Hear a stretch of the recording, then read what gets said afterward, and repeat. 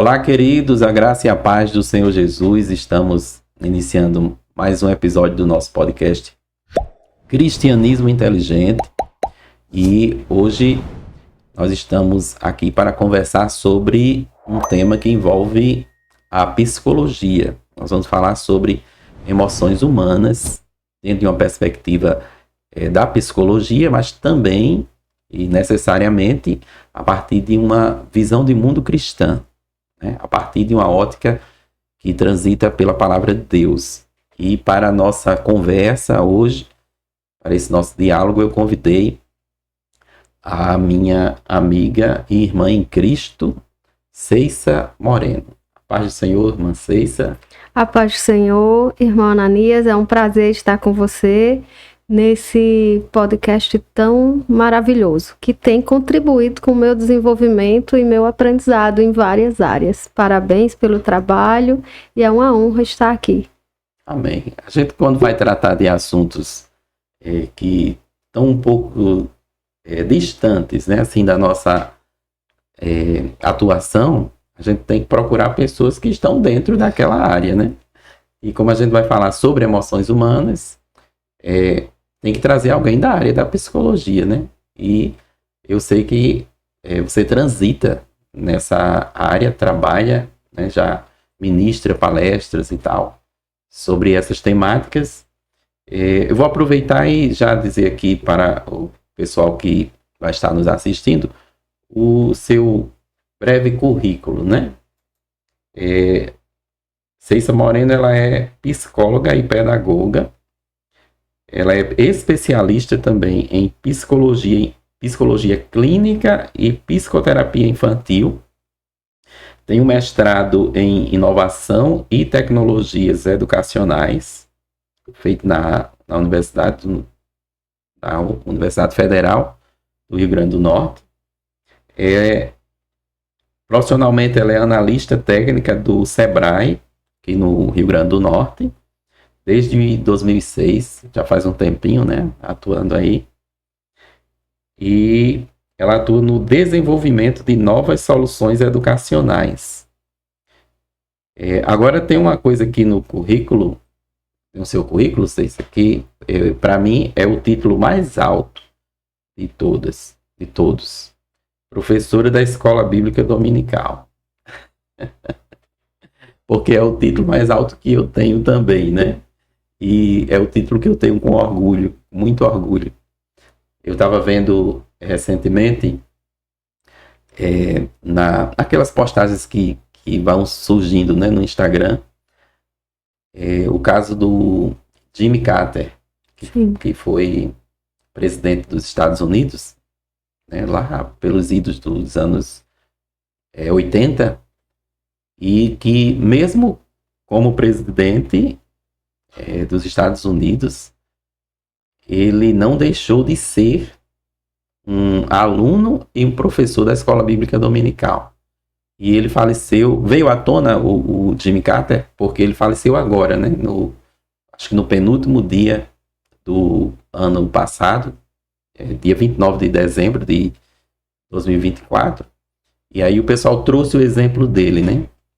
Quer dizer, ele se tornou conhecido agora, a partir da sua morte, com 100 anos de idade, inclusive, né? Mas ele se tornou conhecido agora por essa leva de informações sobre ele em relação à sua morte, como tendo sido professor da Escola Bíblica Dominical. Então, o currículo dele não é só ele foi presidente dos Estados Unidos. Não, ele foi presidente dos Estados Unidos, mas até os 100 anos de idade ele era professor da Escola Bíblica Dominical. Então, esse título, né, que não deixa de ser um título acadêmico. Isso. Porque nós estamos falando da maior escola do mundo. E eu tenho muito orgulho, assim, orgulho no sentido positivo da palavra orgulhar-se de ser professora, aluna e professora da Escola Dominical. Era um dos meus sonhos ir para a Escola Dominical.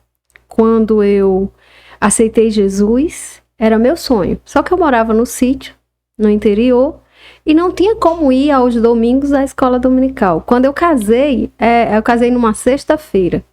No domingo, se eu pudesse, estaria na escola dominical, mas no domingo seguinte eu estava lá. E para mim o lugar realmente é uma universidade.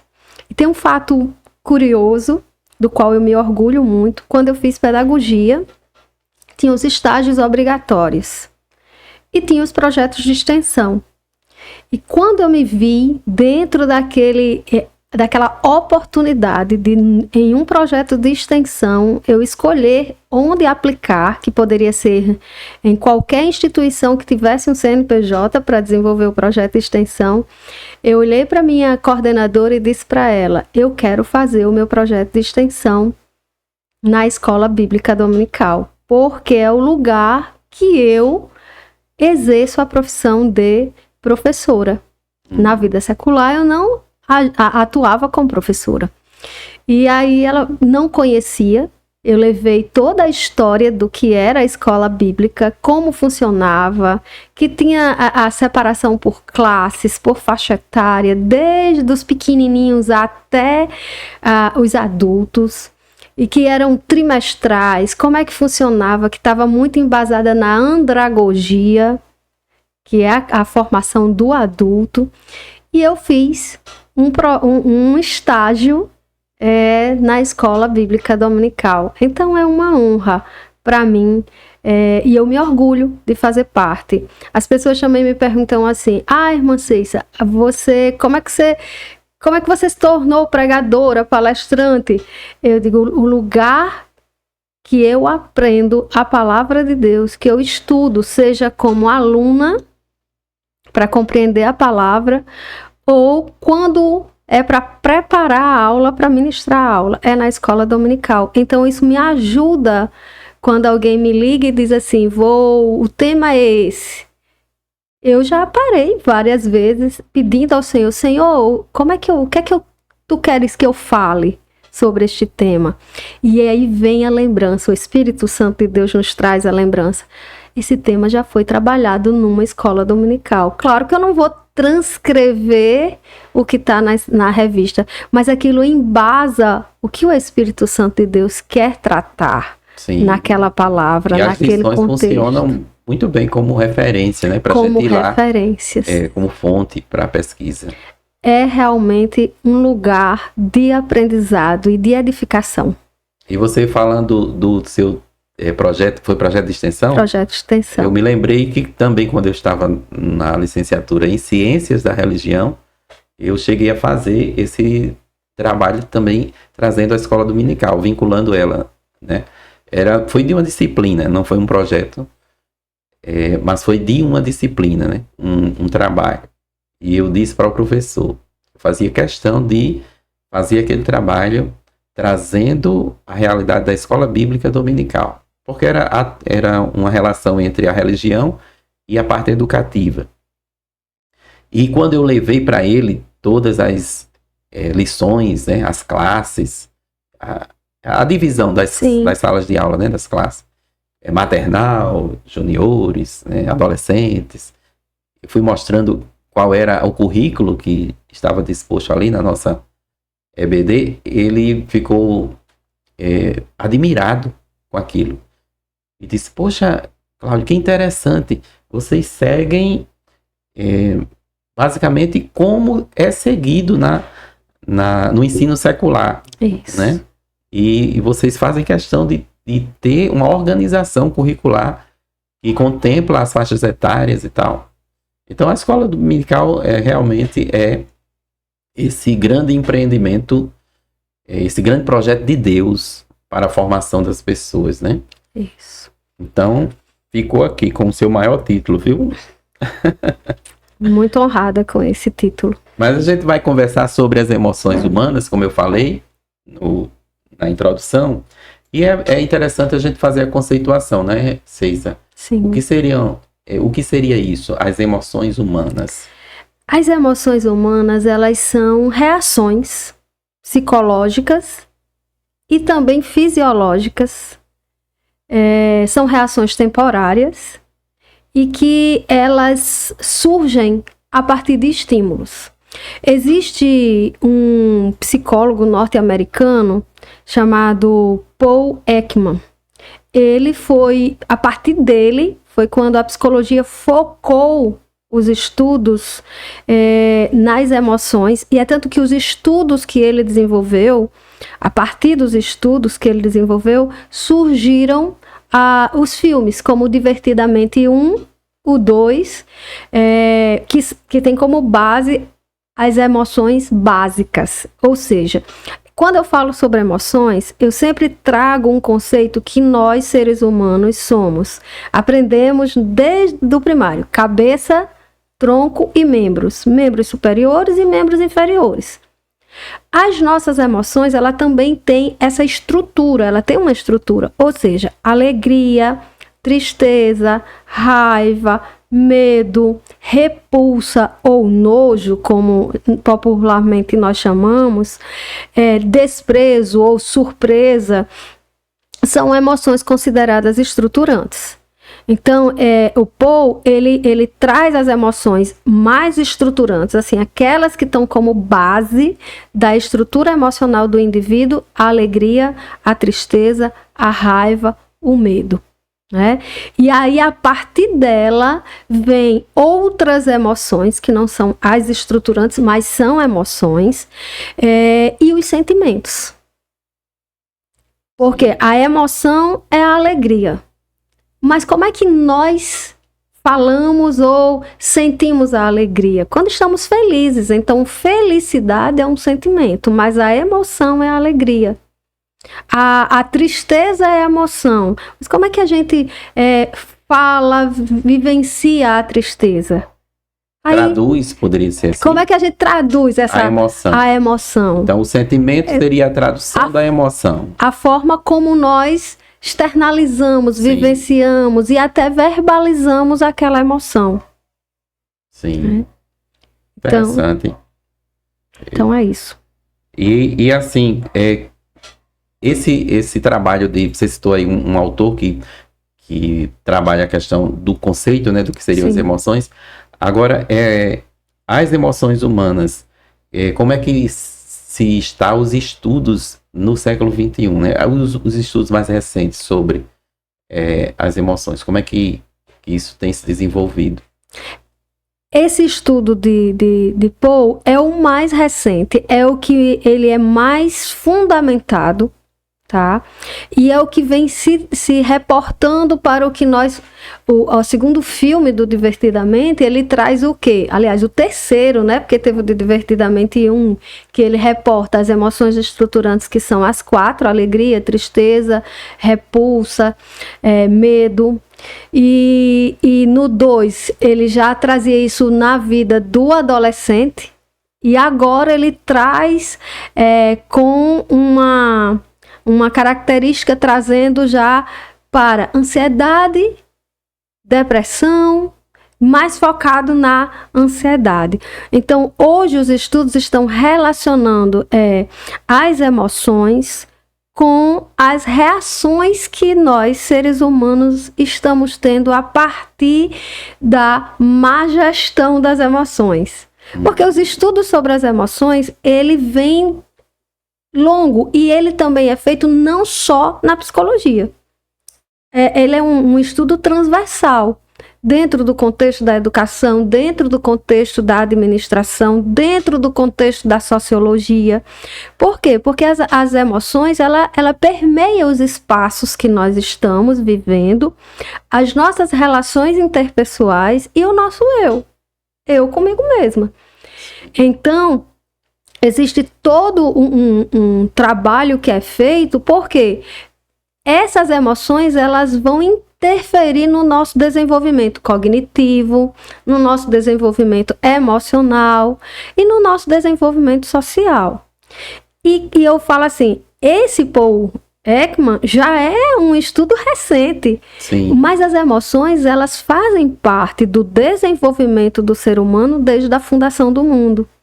Por quê? Porque quando Deus criou o homem, é tanto que eu trago esse conceito de emoções sobre uma perspectiva cristocêntrica mesmo. Porque Deus, quando fez o homem, ele disse assim: façamos o homem à nossa imagem e semelhança. Então ele estava dizendo assim, o que esse primeiro homem, como esse primeiro homem e os que vão vir a partir dele vai refletir em toda a sua maneira de ser, façamos, ou seja, é o que eu estou colocando nele. Então Deus fez o homem com emoções. É tanto que os estudos descobriram a ira como uma emoção humana, que é uma reação ou um sentimento que vem lá da raiva. A emoção estruturante é a raiva, mas aí vem a ira. Aí quando nós vamos para correlacionando isso com o olhar das Sagradas Escrituras, nós vemos que num determinado momento, Deus irou-se. Deus irou-se. A Bíblia diz lá em Êxodo 32:10 que ele, agora pois deixa-me para que o meu furor se acenda contra eles. Em que contexto? Moisés estava no monte, não é? Recebendo as tábuas lá, os mandamentos, escrevendo nas tábuas, e o povo estava fazendo o bezerro de ouro. E ali Deus disse para Moisés o quê? Deixe que é a minha ira que vai ser contra eles. Então, é uma emoção que às vezes a gente fica perguntando de onde vêm as emoções, né? Como surgiu. Aí, na perspectiva cristocêntrica, Deus nos fez na totalidade do ser humano e nos dotou com emoções. E isso é tão provável, comprovado nas Sagradas Escrituras, que mostra que o próprio Deus, em determinado momento, irou-se. O próprio Jesus, quando se fez homem e habitou no meio da humanidade, ele também teve um determinado momento que ele ficou enraivecido. Né? Em Marcos 3,5 diz que ele, olhando ao seu redor com indignação, devido ao quê? À dureza do coração dos homens. Sim.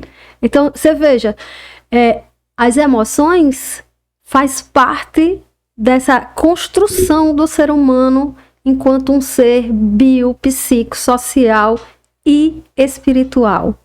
E essa é a minha alegria em estudar essas emoções, porque eu sei, Deus nos dotou de emoções.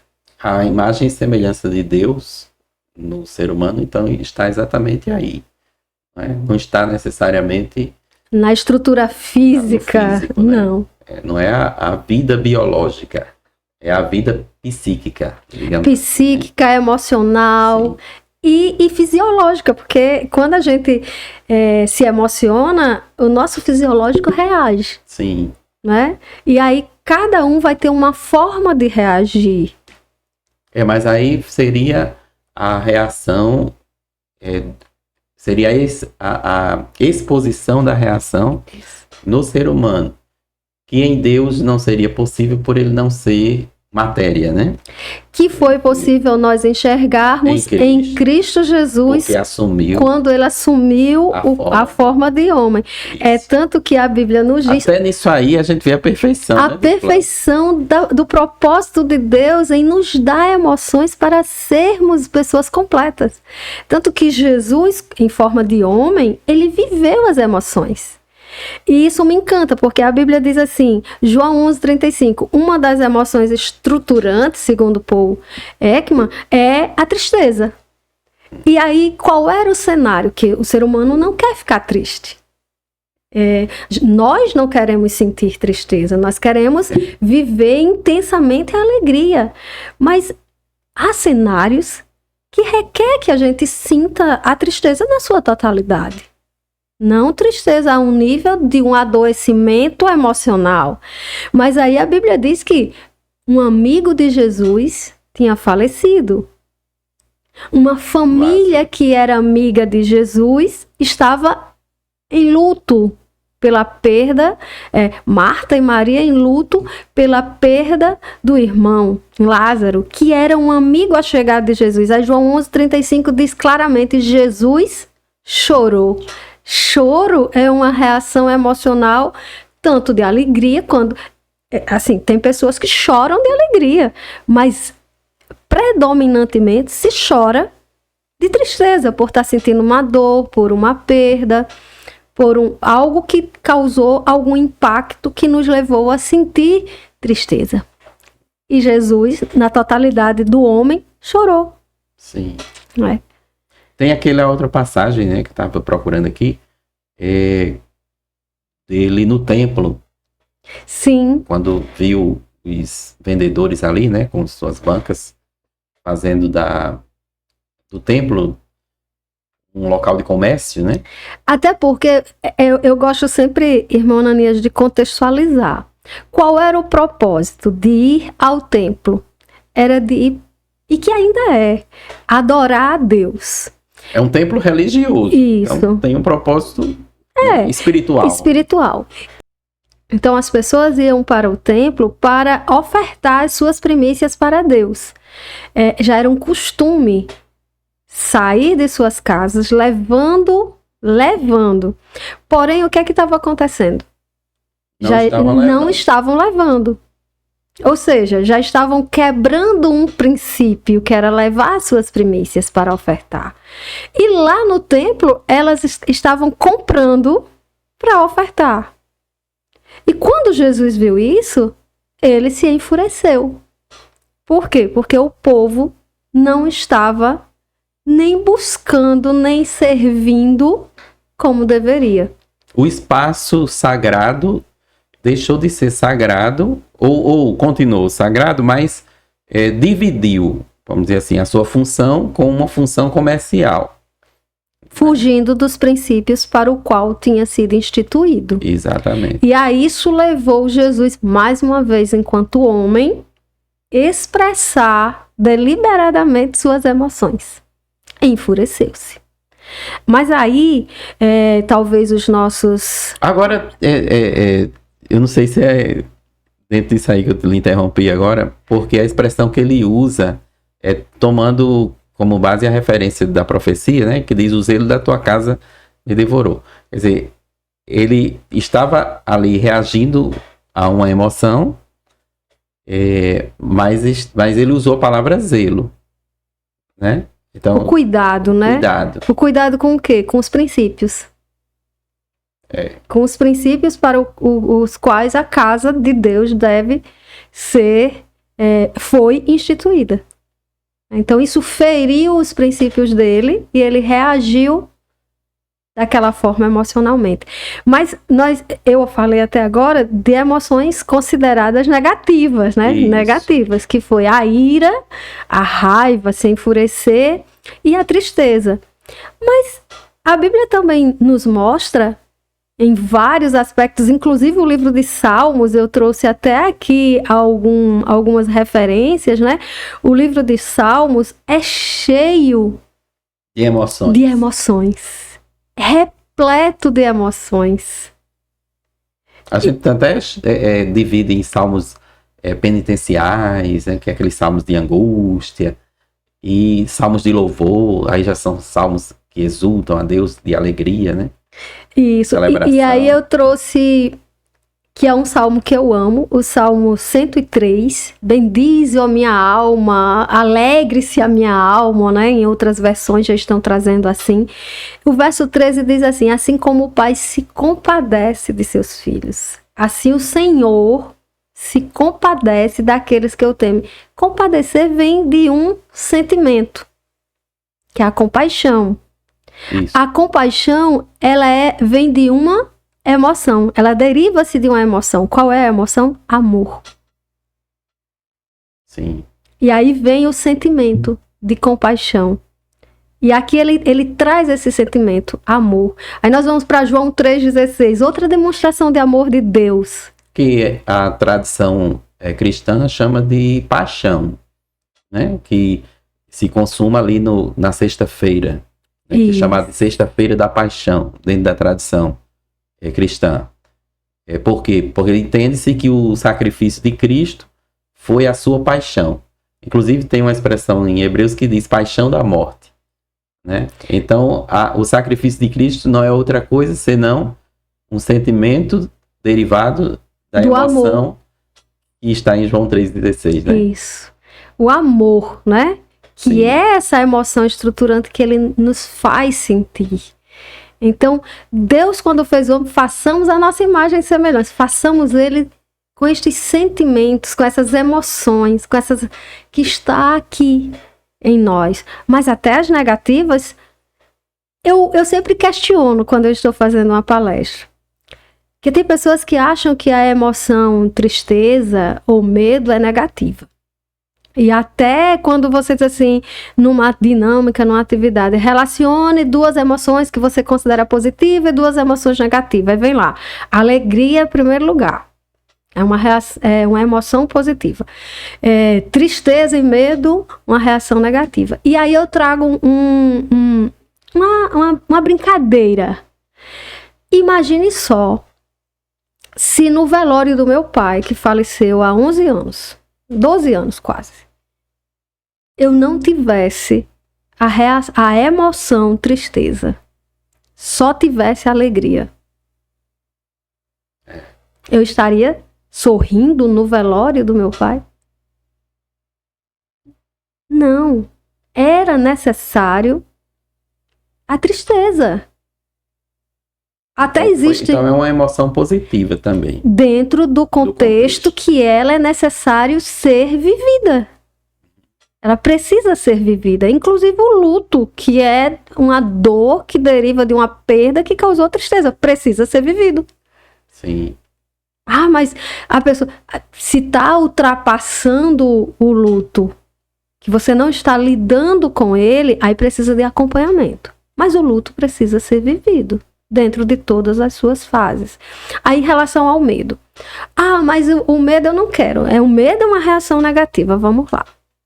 Quando nós somos criança, quem foi nos condicionando a compreender o que é o medo e que nós precisamos ter? Porque a criança, ela nasce e nós vamos instruindo, ensinando ela, moldando ela para ela e vivendo as emoções intensamente. É tanto que a gente faz o que com o bebezinho? Fazemos um monte de palhaçada para quê? Para ela sorrir. E hoje já se registram os primeiros sorrisos das crianças na era da tecnologia, né? Os primeiros sorrisos. Ah, sorriu! Por quê? Porque ela foi estimulada. E o medo foi a mesma coisa. Não põe o dedinho aí que dá choque, não suba a escada que cai. Então, obedeça, senão apanha. Mas foi instituído, foi trazido para o contexto. E aí, quando nós crescemos, precisamos do medo por quê? O medo é um dispositivo de segurança, né? Eu diria assim. É uma forma de nos proteger. Isso. Porque se nós não tivermos medo de ultrapassar o sinal vermelho, qual é o medo que vem? Do mais básico, vou pagar uma multa. Vou promover um acidente de trânsito e corro o risco de morrer. Então, o medo está nos protegendo.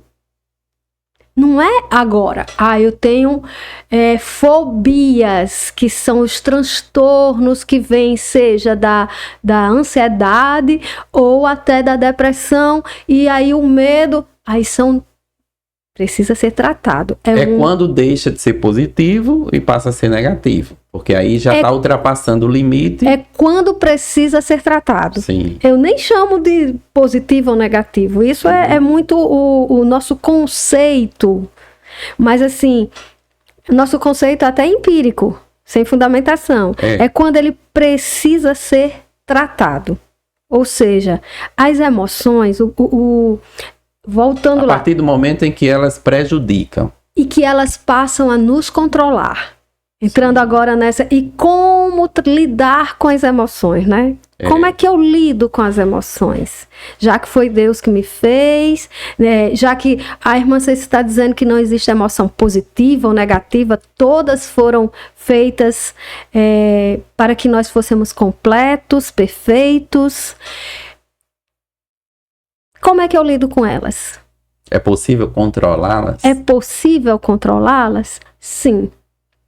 E aí, é possível controlar as emoções dentro de um contexto, de um conceito que eu estava falando lá anteriormente, até também da psicologia, que é a inteligência emocional. Sim. Que aí tem vários autores, Daniel Goleman foi um autor agora já do século XXI que traz esse conceito de inteligência emocional, ou seja, inteligência para lidar com as emoções. Sim. A primeira questão que eu preciso é reconhecer as emoções que eu tenho. Porque se eu mesma não for capaz de conhecer e reconhecer quais são as emoções que estão dominando as minhas reações, eu não vou conseguir lidar com elas. Então, eu preciso reconhecer. Reconhecer o quê? Que emoções eu estou sentindo, a partir de que eu estou sentindo essas emoções, porque existe um ciclo vicioso ou um ciclo virtuoso das emoções. Os meus pensamentos geram as minhas emoções, que vai desencadear nas minhas reações. Uhum. Então, ou seja, quais são os pensamentos que estão me levando a ter essas emoções e que estão me fazendo ter essas reações, atitudes ou comportamentos? Isso me lembra um caso de um amigo recente que eu estava conversando com ele sobre trabalho e ele estava participando de um projeto em que ele dividia uma responsabilidade com outra pessoa. E aí essa pessoa estava colocando para ele as funções que eram dela. Mas ele, como é uma pessoa de bom trato, né? E ele começou a absorver aquilo. E tipo, foi fazendo o serviço que era da outra pessoa. Mas aí chegou um momento em que ele percebeu que a pessoa estava se aproveitando. Ele teve uma reação, né, da emoção, porque ele disse que escreveu uma resposta. Ele escreveu uma coisa no WhatsApp de maneira bem agressiva contra aquele colega. Só que ele, antes de enviar a mensagem, ele leu. E quando ele leu o que ele tinha escrito, ele disse: eu não sou essa pessoa. Aí ele desfez, apagou, né, a mensagem que ia enviar. Ele disse: não, eu não sou essa pessoa. Isso está me causando algum problema aí, né? E eu preciso repensar essa minha atitude. E ele disse que a solução que ele encontrou para isso foi deixar aquela função que ele estava. Porque já estava indo para a questão de desgaste, né, emocional, psíquico e tal. Um desgaste emocional que estava já refletindo nas relações interpessoais.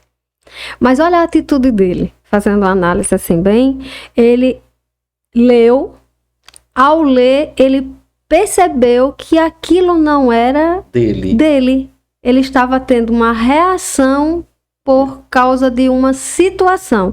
Aquilo que eu estava falando, ele reconheceu o que então a gente pode reação, dizer que ele teve inteligência emocional naquele momento. Teve um insight, né, trazendo para a linguagem do contexto atual, ele teve um insight de que isso não sou eu.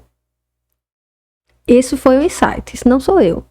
Quando ele processou e analisou, apagou e buscou se ver e continuar trabalhando, mas sem estar dentro daquele espaço, tendo que viver aquelas emoções a ponto dele deixar de ser quem ele é inteligência emocional. Porque onde é que é difícil? É você dizer assim: por mais que eu aparentemente esteja perdendo, mas eu estou ganhando. Estou ganhando saúde emocional, estou cuidando de mim mesmo dentro desse contexto. Então eu não estou me desgastando tanto. Eu posso continuar ganhando o que eu estou ganhando, fazendo outras atividades sem estar me desgastando emocionalmente e nas minhas relações. Isso é inteligência emocional. Sim. Tá? E aí, trazendo outras emoções, né, que a gente encontra nas Sagradas Escrituras, que eu gosto muito, Filipenses, Paulo. Paulo, para mim, é uma inspiração em relação ao tema emoções. Eu me encanto. Quando chegarmos lá no céu, vou sentar assim com ele e vou dizer, Paulo, olha, incrível. Não se encanta com Pedro, não? Também. Mas Paulo escreveu sobre isso. Assim, há quantos séculos e séculos atrás... Paulo escreveu sobre isso e Pedro, ele reagiu emocionalmente e escreveram sobre as reações dele. E quando eu digo que eu vou sentar com Paulo e conversar sobre isso, é que nós vemos estudos do século XXI falando sobre inteligência emocional. E aí eu vou para as Sagradas Escrituras e encontro Paulo. E aí vou me deter apenas ao livro de Filipenses. Certo. Que para mim, Filipenses é assim, onde ele traz o que há de mais novo dentro do contexto do tema emoções. Sim. Porque ele estava numa prisão, ele era um prisioneiro, ele tinha conhecimento. Nós formos fazer a biografia de Paulo, a gente passa aqui um podcast só falando dele. E eu gosto. Mas não é o tema. E aí ele faz uma carta. Ele preso, faz uma carta para os que estão livres. E pelo contexto, quando você vai lendo a carta, é como se os que estavam livres estivessem tristes. Aí na carta ele diz assim, lá no capítulo 4, regozijai-vos. Outra vez os dias. Aí ele repete, regozijai-vos. Aí assim, reforça a teoria do reforço positivo. Olha o que ele está fazendo. Quando a gente olha, ele diz regozijai-vos, ele está dizendo, faça isso. Outra vez vos digo, se for para psicologia, reforço positivo. Regozijai-vos. Em quem? Senhor. No Senhor. Porque ele tinha descoberto a sua fonte de alegria. A fonte da emoção que todos nós queremos ter 24 horas. Ele diz assim, eu estou na prisão, eu posso ser morto, sou um preso político, religioso, mas vocês estão livres. Alegrem-se, porque eu estou feliz aqui, eu descobri a fonte da minha alegria. Então ele traz isso para os filipenses, e aí ele traz outra coisa também lá nos Filipenses sobre aquela pergunta que você me fez sobre como controlar as emoções. Paulo diz assim, para Efésios, né, para os Éfesos, ele diz no 4:26, irai-vos e não pequeis, ou seja, você pode até sentir essa raiva, essa ira, mas não peque, não deixe que o sol se ponha sobre a vossa ira. Ou seja... Irai-vos porque a ira é uma emoção. Agora não peque. Não peque porque é uma reação que você vai ter... Exagerada. Momentânea. Sim. Que você vai se arrepender. Então, para que você não tenha que se arrepender porque pecou, controle sua ira, porque ela tem controle. E aí, fazendo outra conexão, outro paralelo com as lições que eu tiro de Paulo com os estudos, lá em Filipenses ainda, o ser humano, ele gosta de receitas prontas. Ele gosta quando a gente diz assim, primeiro faça isso, segundo faça isso. Todos nós gostamos disso, porque é bom quando alguém nos orienta, nos diz. Aí Paulo, ele diz assim, não andeis ansiosos.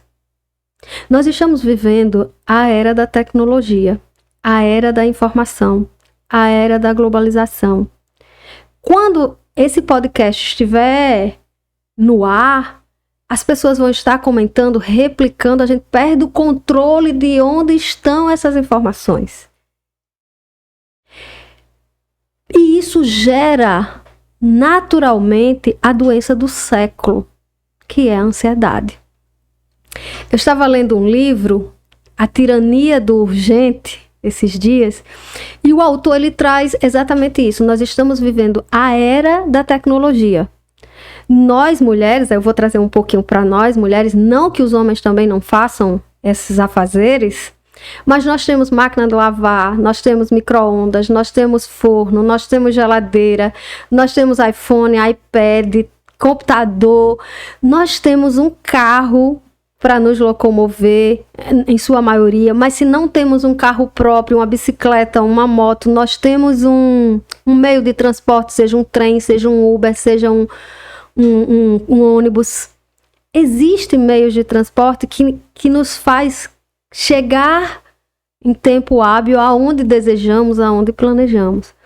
Mas estamos vivendo, segundo a Organização Mundial de Saúde, o período de mais doentes emocionais, mais ansiosos.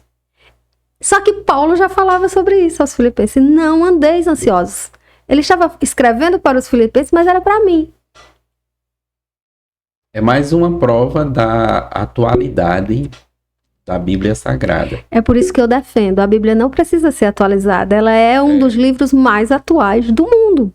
O que os psicólogos estão descobrindo agora... Paulo já falava, Deus já tinha colocado no ser humano, Jesus já tinha porque não era vivido. Paulo, né? Era o Espírito Santo. Exatamente. E aí ele diz assim, ó, não andeis ansiosos por coisa alguma. Antes, em tudo, sejam os vossos pedidos conhecidos diante de Deus. É como se ele estivesse dizendo assim, você fica ansioso porque você tem muitos sonhos, muitos desejos, você quer muita coisa, que é o que nós estamos vivendo nos dias de hoje. Nós temos um trabalho, mas nós queremos uma promoção. Nós temos um celular, mas queremos o de última geração. Temos um carro, mas queremos o do ano. Aí ele diz, não fiquem ansiosos, vossos pedidos, de que forma? Orando, suplicando e com quê? Ação de graça. Agradecendo. Existe um outro estudo que mostra os 3 pilares de uma pessoa feliz. E uma delas é exatamente o que Paulo fala. Esse estudo foi embasado num artigo publicado numa revista de psicologia norte-americana, onde foram estudados pacientes que estavam internados em alas de hospital e aqueles que eram gratos, eles tinham uma recuperação muito mais rápida do que aqueles que viviam reclamando. Há poucos dias eu li outro estudo que falava sobre a reclamação e os efeitos na mente e nas reações humanas, a ponto da pessoa envelhecer mais rápido porque reclama demais. Então ele fala sobre oração, súplica e ação de graça. Ou seja, seja grato. Exercite a gratidão.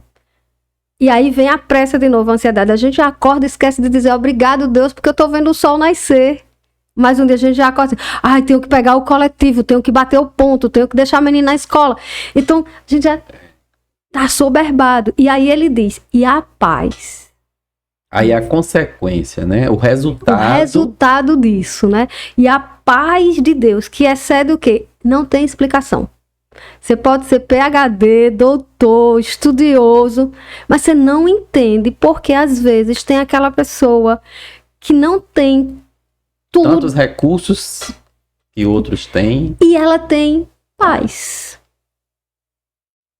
Ela simplesmente tem paz. E aí ele diz, e a paz que excede todo entendimento faz o quê?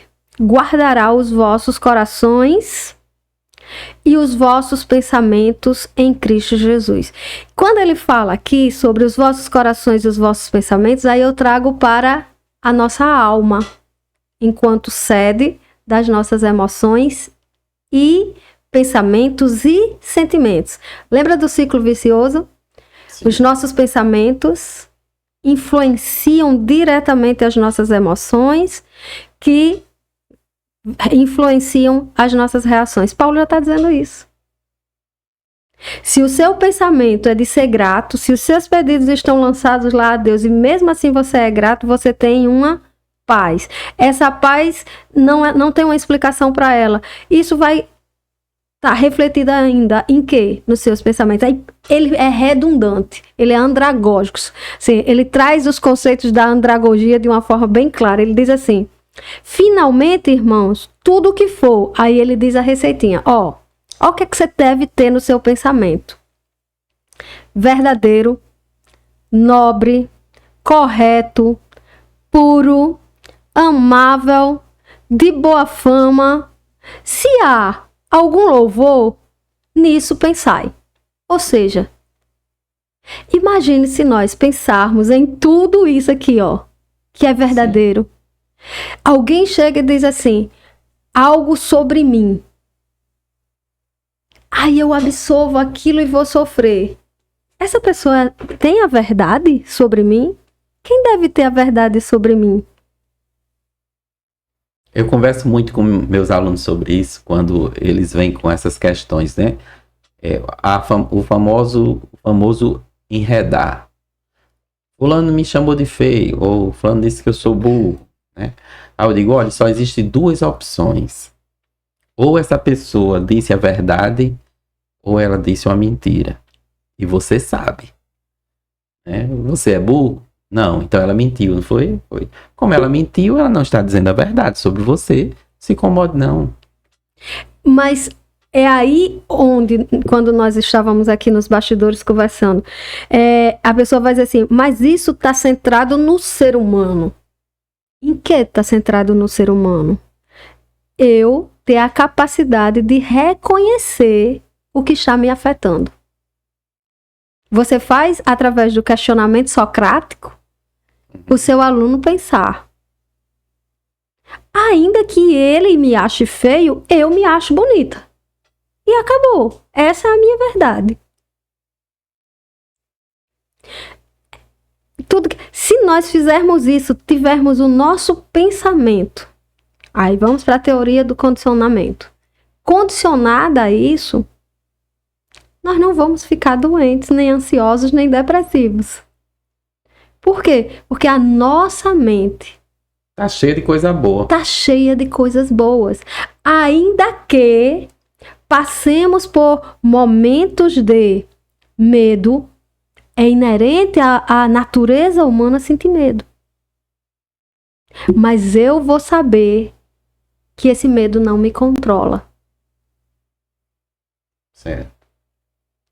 E aí é o medo com aquele fator de proteção, de cuidado, segurança. O autocuidado que o ser humano fica o tempo inteiro. Eu tenho medo de perder o emprego. Ok, então seja um bom profissional, cumpra seu papel, mas no momento que esse medo de perder o emprego está lhe fazendo não ser um bom profissional e nem cumprir o seu papel, você está adoecido. Aí precisa de apoio, de ajuda. Então, até no momento da tristeza, da angústia, da dor, você vai entender que aquilo faz parte de um processo que você precisa passar. E que vai lhe trazer aprendizados. Você teria mais algum exemplo para colocar aí? Ou a gente já poderia ir para... Eu estou satisfeita com a... Eu tenho mais uma questão, dentro dessa temática, e já ficou muito claro, né, para o pessoal que vai assistir, já ficou muito claro essa diferença entre emoção e sentimento, né? Um sendo reação do outro, ou exposição do outro, né? Agora, quando a gente fala sobre essa relação entre emoção e temperamento, né? Porque as pessoas, a gente diz assim, não, fulano tem um temperamento muito forte, fulano é assim, né? Reage de uma maneira diferente do outro. Então, qual é essa relação entre emoção e temperamento? Aí vamos só trazer à lembrança o conceito de emoção, né? As emoções são respostas que podem ser emocionais, que nós chamamos assim, respostas psicológicas ou fisiológicas, e que elas são momentâneas, né? Elas vêm e elas... Vai. E se alguém tem dúvida disso, assista o filme Divertidamente. Exato. E eu super recomendo o filme Divertidamente. Eu acho ótimo. Porque ele retrata, ele tem uma fundamentação teórica muito forte nele. É por isso que eu recomendo, porque você começa a se enxergar. Quando eu fui assistir, eu disse assim, eu não sei se eu assisto com um olhar de Ceissa enquanto ser humano, se eu vou com um olhar de psicóloga, ou com que tipo de olhar eu vou pro filme. Aí eu fiz assim, eu vou sendo Ceissa para absorver como estão as minhas emoções. E teve um momento que eu me vi dentro daquele filme. Tanto que eu mexi assim em Abel e falei, Ceissa. E quando meus filhos assistiram, aí o meu mais velho disse assim, mãe, a senhora precisa... Eu ganhei as meias do Divertidamente, que eles fizeram, né? Porque ele disse, é a sua cara. Então, assim, assista que você vai ver como é que as emoções. Vamos lá, agora o temperamento, né? O temperamento, eles são características emocionais. Existem autores que conceituam, né? Que aí também depende da abordagem que ele leva. Pode ser que alguém tenha uma outra abordagem. Eu estou trazendo dessa abordagem da fenomenologia, tá? Muito embasada em Carl Roger, para os nossos ouvintes entender de onde eu estou trazendo meus conceitos. Então, está muito na abordagem da psicologia fenomenológica e do viés do autor Roger. Tem outros autores que a gente vai bebendo dessas fontes, mas eu gosto muito do que Roger traz desses conceitos. E aí, o temperamento ele é considerado uma característica emocional, mas ele tem uma classificação, né? São 4 temperamentos: colérico, melancólico, fleumático e sanguíneo. Teve uma lição da escola dominical que eu também busquei beber um pouco dela, porque ela é maravilhosa, que fala e relaciona alguns personagens bíblicos com alguns temperamentos. Eu lembro que no livro do Tim LaHaye, né, que lá no início da década de 90, ele escreveu o temperamento controlado pelo espírito e temperamentos transformados. E naquele momento houve um festejo muito grande daquela literatura. E as pessoas ficavam até ali, depois dos estudos que a gente fazia na igreja. Qual é o seu temperamento? Existe na internet hoje vários testezinhos que você entra e vai. Aí precisamos lembrar que temos um pouquinho de cada temperamento. Isso. Aí um vai se sobressair. Ele diz, ele diz 2 coisas. Num dos livros lá, você ia trazer os personagens bíblicos, né? Ele também atrela, né, 4 personagens bíblicos a cada um dos 4 temperamentos, né? Isso. A outra coisa interessante que eu vi que ele diz, que é dentro do que você falou, que cada um pode ter um pouquinho de cada, é que todos nós temos 4 avós. Então não dá para ter só um temperamento, né? E isso é muito legal. Quando nós fazemos essas associações, fica mais fácil de entender a si mesmo e entender o outro. Porque é muito fácil quando você faz aqueles testezinhos na internet e descobre. Aí, geralmente, você quer que a pessoa, seja seu cônjuge, namorado, amigo mais próximo, também faça, que é para você saber qual é o temperamento. E depois você fica dizendo, Ananias, você é colérico. Ou você diz assim, não, você é melancólico. Como se isso fosse um rótulo. Uhum. Mas eu já fiz, e em determinados momentos isso dá uma variação. Sim. Até pelo contexto social que nós estamos. Que estamos vivendo um movimento de mudanças nas nossas ações e reações e até modos de operacionalizar as situações, onde vamos ficando mais flexíveis. E aí esses temperamentos a gente vai se moldando, se ajustando, né? Diga logo Eles, os 4. Então vamos lá. Eu trouxe aqui Paulo. Você acha que Paulo, dentro dessa concepção aqui, eu trouxe ele para quê? Como? Qual o temperamento? Eu já li. Tá, né, mas vamos ver. De Tim LaHaye, e eu lembro dos 4. Então vamos lá. Bíblico, né? Vamos fazer esse bate-bola. Paulo era o quê? Ele coloca lá como colérico. Colérico. Mas por quê? Por que Paulo era associado a colérico? Aí eu não me recordo exatamente como é que ele coloca lá, né? Porque faz tempo que eu li. Mas pensando no temperamento colérico como uma pessoa mais organizada, mais propensa à questão da liderança. E líder e tal. Isso. Né? Aí identifica Paulo assim. Aí em Atos 9, 20 e 22 nos mostra um Paulo apaixonado pela obra, por fazer esse olhar para a missão que ele devia cumprir, né? Logo após a sua conversão.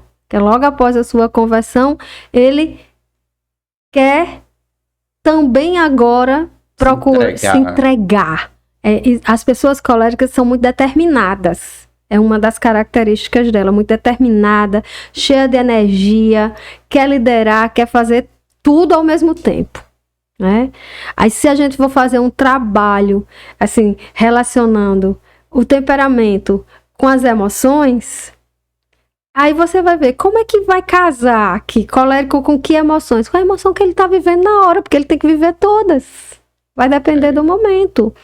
Melancólico, vamos ver se você lembra. Melancólico, ele coloca um personagem do Antigo Testamento. Jeremias, o profeta lá não chorão. Foi Jeremias, ele colocou outra. Ele colocou, se eu não me engano, foi Moisés.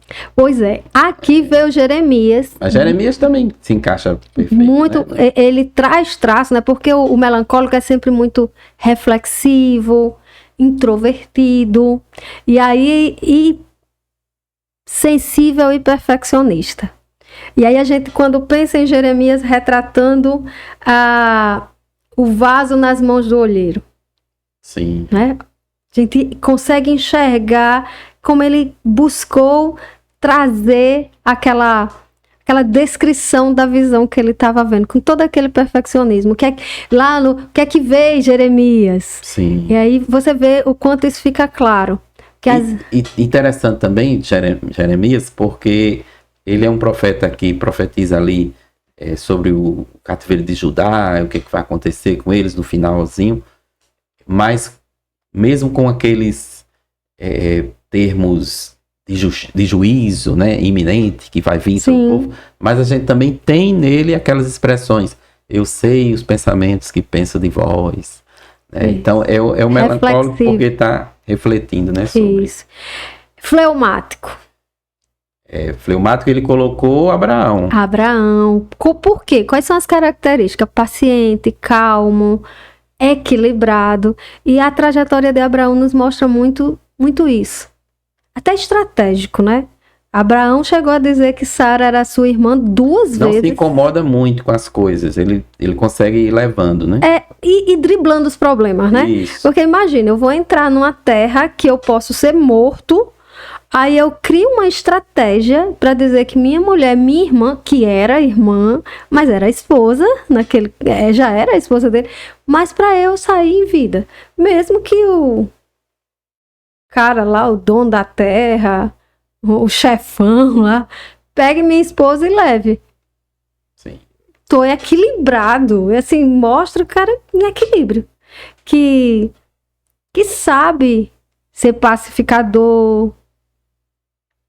E quando vai levar o filho para ofertar a Deus?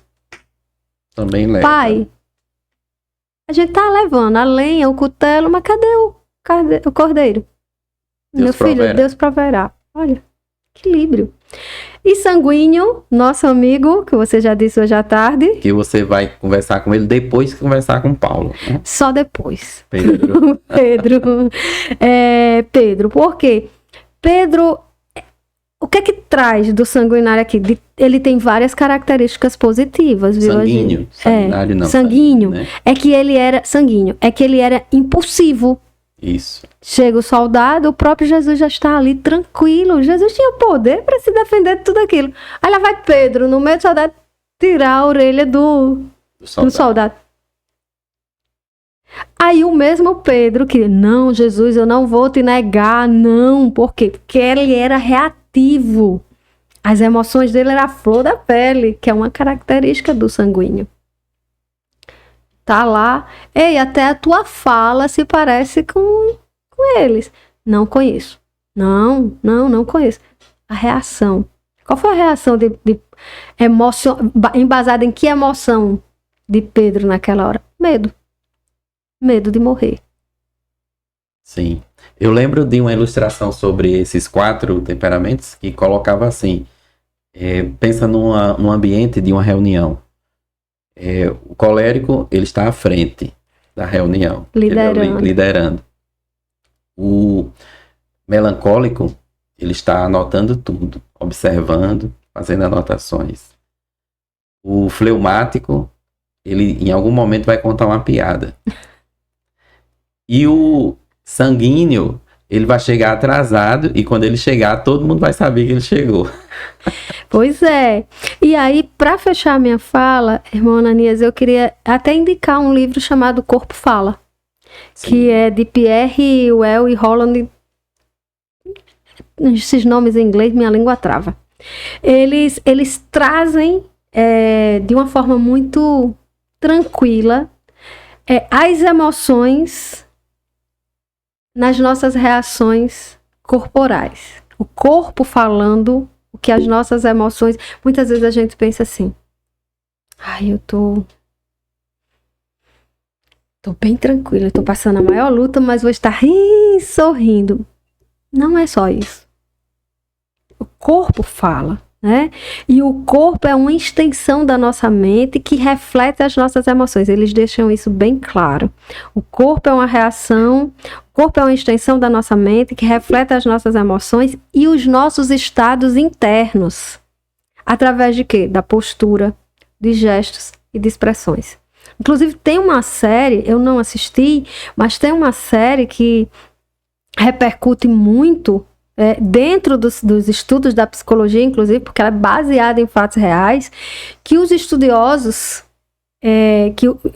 as pessoas que fazem parte dessa série, ela era um investigador e ele conseguia identificar quando o acusado estava mentindo só pelas expressões. Sim. Por quê? Por mais que fingisse, que camuflasse, então o nosso corpo reflete as nossas emoções. E eu quero chegar em que ponto? Ele reflete as nossas emoções, expressando se nós estamos nervosos, se nós estamos agitados, ansiosos, que tudo isso faz parte das emoções estruturais que estão lá dentro em ebulição, né? Porém, ele também fala quando essas emoções estão em desequilíbrio. Nosso cabelo começa a cair.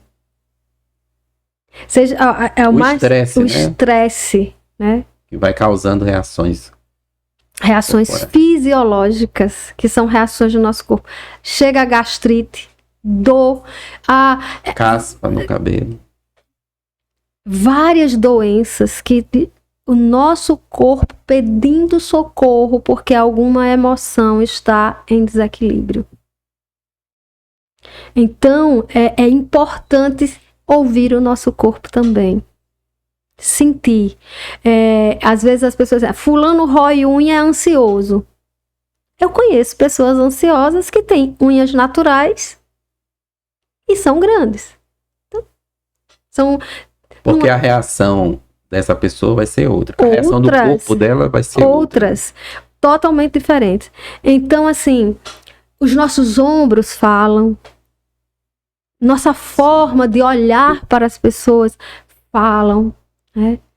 Eu lembro que um dia eu dizendo isso, aí alguém me disse assim, então quando a senhora olha pra gente, já tá sabendo. Não, gente, não é assim, não. Eu não vou estar gastando a minha energia o tempo inteiro fazendo isso, né? Uhum. Que isso também desgasta quem estuda sobre isso. Não, eu só estou dizendo que é importante nós, que estamos assistindo, ouvindo o podcast, estejamos atentos para o nosso corpo. Sim. Se a gente ainda não consegue reconhecer as emoções que estão lá condicionando os nossos pensamentos e nos levando à reação, Seja atento ao seu corpo, né? Como é que ele tá. O intestino e o cérebro é outro tema para o podcast, né? O intestino e o cérebro, eles estão relacionados, né? E muitas reações gastrointestinais estão relacionadas às emoções em desequilíbrio. Então, eu quero deixar esse tema para um outro colega, talvez, trabalhar esse tema, mas é importante pensar sobre como é que meu corpo está me dando sinais de que minhas emoções estão em desequilíbrio. Quero agradecer, Ananias, para mim é uma honra muito grande. Me sentir assim, meu Deus, não tenho condições de falar, porque eu acompanho os podcasts, Cristianismo Inteligente. Você, para mim, é uma referência nesse tema de defender a nossa fé. Eu indico para pessoas, inclusive não evangélicas, assistir o seu podcast, porque é um momento rico de aprendizado e de edificação. Então, parabéns pela iniciativa e me senti muito honrada pelo convite.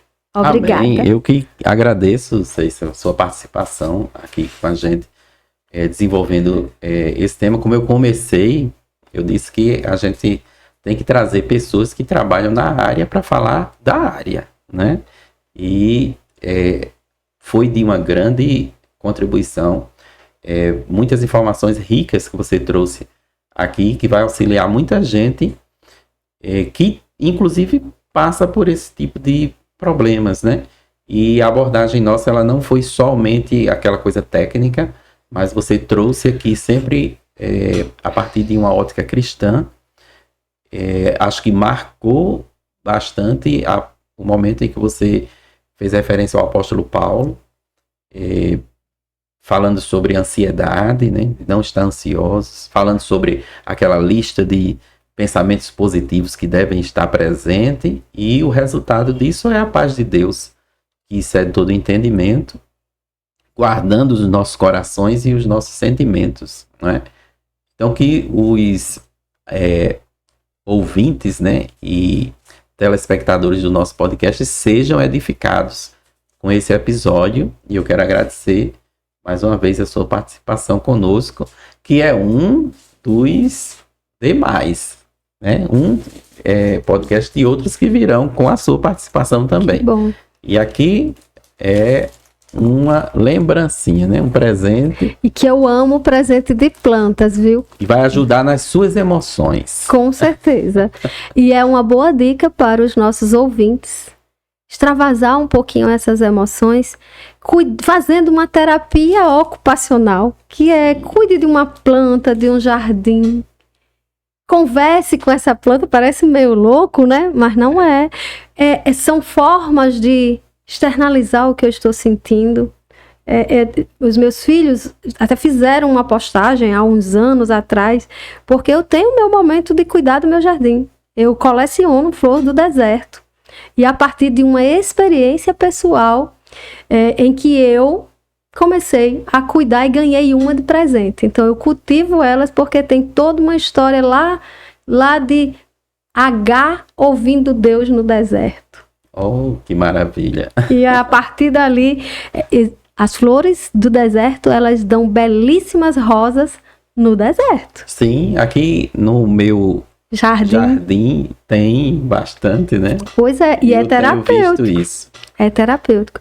E por fim, Ananias, dizer que você falou sobre o pensamento positivo. Hoje já existe a psicologia positiva. Sim. E um dos viés são os pensamentos positivos. Aí eu olho e digo, que legal que a ciência no século XXI está conectada com Paulo lá. Quando ele no século I. Lá no século I, lá no passado. Então, um abraço em todos vocês e contem comigo. Amém. Deus abençoe a todos e que todos sejam edificados. Amém.